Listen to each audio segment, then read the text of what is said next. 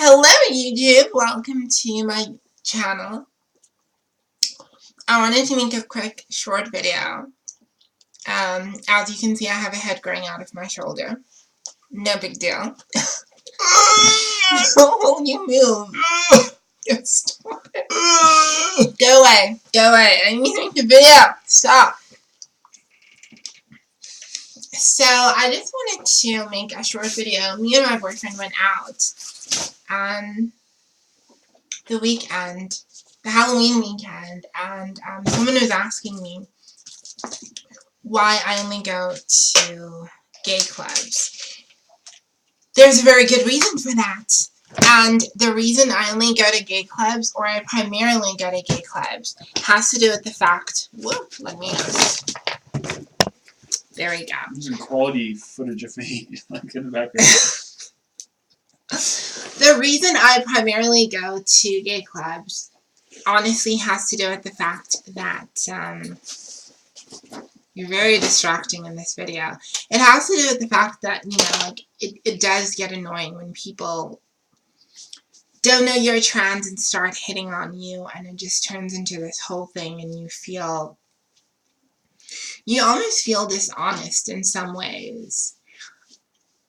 And I've said this before in other videos, that when you go out into a nightclub, the way, like, nightclub culture is, guys approach girls.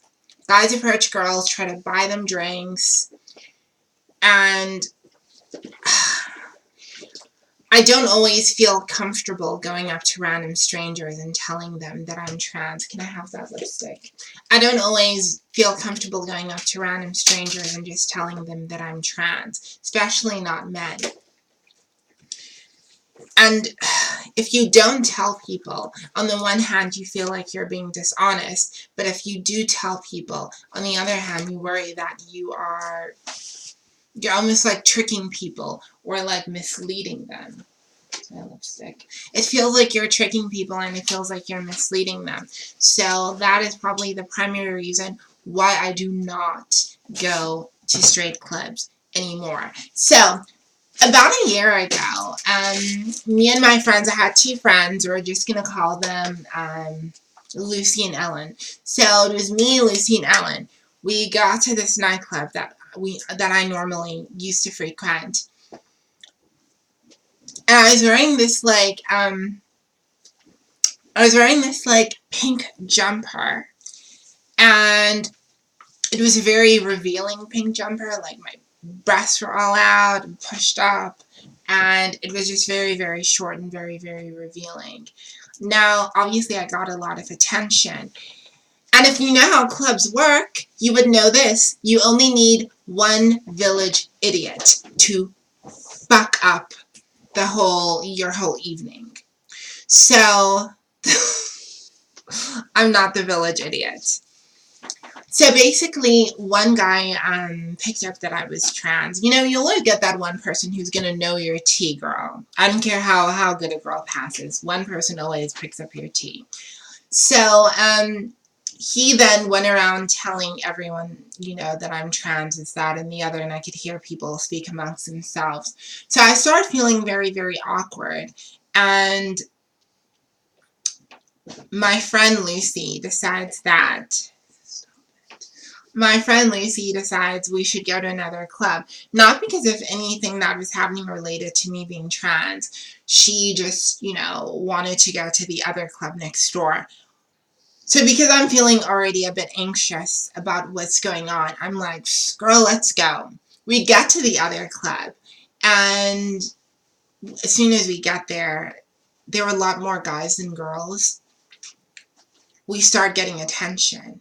So there were different groups of guys trying to buy us drinks, and you know, obviously my friends are just loving this, and I was still feeling some type of way, because, you know, like, everybody had been talking about me in the previous club. So I'm sitting next to this guy. We start talking. He starts cheering me up, and I'm like, oh, he's so sweet. Gets me a drink. Then I'm with the girls again, and then there's another guy that I'm talking to. Now, obviously, from what I remember, I wasn't flirting with these guys. I was just having a normal conversation like I'm having with y'all. it gets time for us to leave. Now, Lucy has become obsessed with these two guys. So remember the two guys I was sitting next to? They were both Zulu guys. And she's obsessed with one of them. So the one I was talking to, we're going to call him Smiley. Smiley's like, well, we're staying in a hotel in Musenberg. Do you ladies want to join us and then we'll have drinks? I'm like, no, it's 4 o'clock in the morning. I turned to Lucy and I'm like, anyways, Lucy, you have, like, you're teaching tomorrow. You know what I mean? You're teaching. You do online English teaching, so you're teaching and you need to wake up early, so we can't go. Ellen is like, we are going. Lucy's like, we're definitely going. So I turned to Lucy and I'm like, okay, girl, let me just level with you. These guys don't know my tea. I'm not going to tell these guys my tea because I don't know them, because I want them to, like, leave us and for me to continue living my life. You know what I mean? Let them go, and then I'll get us an Uber. We'll get back home. We'll, finish the bottle of wine at my place. And, you can wake up and teach your lesson. Lucy and Ellen are adamant. They're like, don't worry about that, girl. And I think they sort of, and they were right in thinking this. They thought, I was feeling insecure because I'm trans, and I was worried these guys were going to pick up and that I was trans, and they were just like, don't worry, girl, you're so beautiful, no one's gonna find out, this, that, and the other. I'm like, no, let us go, we are going. Ellen is extremely stubborn. So eventually I'm just kind of like, fine, I'll go with you guys. We get into the car, and this is where shit really pops off. I'm sitting next to Smiley. Smiley's out here trying to make out with me. Okay, we made out, making out with Smiley. So at this point, the situation has gone from being cute in that there were some guys who thought I was pretty, or me and my friends were pretty, to we are going to a hotel room with these two guys and we don't know them. And I always think, whenever people talk about trans girls who get killed and this, that, and the other, like, I've been in a lot of situations where I've been stupid and allowed myself to be in those types of situations. And it's not something that I'm proud of, but it's important to understand that it's easy for us to sit on a pedestal and be like, how could that girl not tell her tea? How trashy is she? This, that, and the other. She deserves to die. Bitch, we are all just 1 degree of separation away from a situation like this happening. So I become very, very uncomfortable. Thank God Lucy notices. So she's like, can we just pull over to a gas station? We get to the gas station and she's like, we need to get pads. So she's like, she tells the one guy driving, oh, my friend's on her period. My friend's on her period and we need to get her pads. So we go in and we get the pads and we go back into the car. So at least now it's been established that I'm not going to have sex with these guys. With the one guy. That I'm not going to have sex with Smiley. So I'm like, cool, whatever. We get, obviously, to the place and we're drinking and we're drinking and we're drinking. And at this point, I'm ready to pass out. Get to bed. Smiley follows me to the bedroom. But, you know what? In as much as we can put all these labels on people and say, guys like this behave in this way and this, that, and the other. Smiley was nothing but a gentleman. He was so respectful. He didn't do anything with me. He was just really, really respectful. I just told him, like, look, I'm not in the mood. And he's like, oh, I understand. And we just started talking, and he told me about his family and his siblings. And, and I think that's what I really appreciated about him, is that how open and honest he was. Now, in the morning, we wake up and I am ready to get the fuck up out of there. My friends are still having the time of their lives. eating chicken, drinking some more, laughing. I'm like, bitch, let's go. Like, we've had our fun. Lucy, you need to teach in like less than 2 hours. Let us go, please. So we stay for another like, girl, we stayed long up in that bitch. So by the time we were ready to go, I'd been charging my phone and we were getting everything. This is when they clock a bitch. On my phone, I'd been on a dating app for transgender women, and I would get notifications. And the notifications, all you had to do was turn my phone on and you would see the notifications. It would say ladyboy date or transsexual date. And when we had gone out, I thought I had everything, but my phone was still in the charger. Smiley goes back to get something and he shouts from in the kitchen, somebody left their phone. So I'm like, oh, that must be my phone. He says, let me get it for you. Pulls it out of the charger. He walks towards me. And he didn't make it obvious, but he looked at me. And then he looked down. And then he just put the phone in my hand. So I was like, it's kind of weird.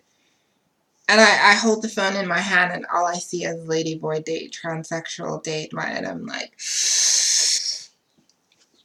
now, if you know anything about Zulu culture, it's very super, super masculine culture. It's a very like heteronormative culture, very homophobic, very transphobic. So I'm like, we're gonna be in a car with these guys, and I don't know what his vibe is. So we get in the car, and obviously he's not as affectionate as what he was before, obviously. And the one guy in the front, and we see him sort of joke about it and be like, where's the love gone? I'm like, bitch, if you only knew. So they drop us off. Before they drop us off, Smiley and the guy in the front seat, I think they went out of the car and they had a conversation. And you know when it's about you. You know when it's about you. Got back in the car and they dropped us off. And the fact that they didn't say anything and the fact that they didn't do anything and the fact that they still remained sweet and polite meant so much for me. I'd been the night had started off really, really bad, and there's nothing that I could possibly say to fault those guys.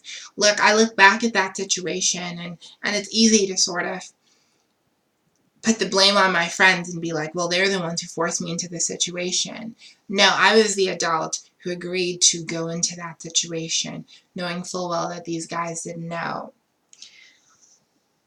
These things happen, but I think from that situation, that's when I realized that the straight club scene is not the best place for me to be, because, look, even though there are issues within the gay club scene, at least in gay clubs, I always feel comfortable and I can always tell people my tea.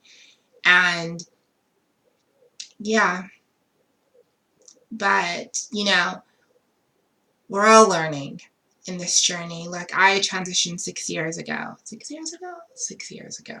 6 years ago. And I'm still learning and I'm still becoming more confident in myself. But it's a journey. It's a journey that we're all on. And, this is much advice to myself as it is to you. Be safe. Be safe. Be safe.